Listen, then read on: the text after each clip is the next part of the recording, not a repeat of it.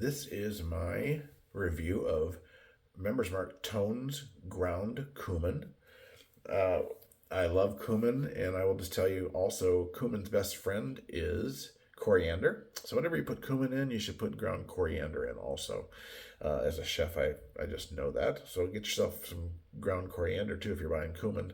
But ground cumin is a spice that is commonly used in many different types of cuisine around the world.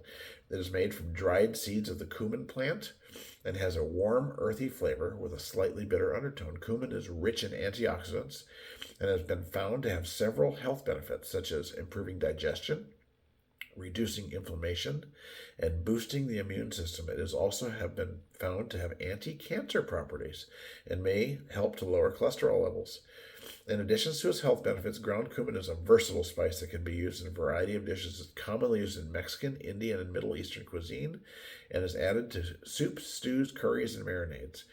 Ground cumin can be purchased pre-ground or in whole seed form and toasted and ground fresh.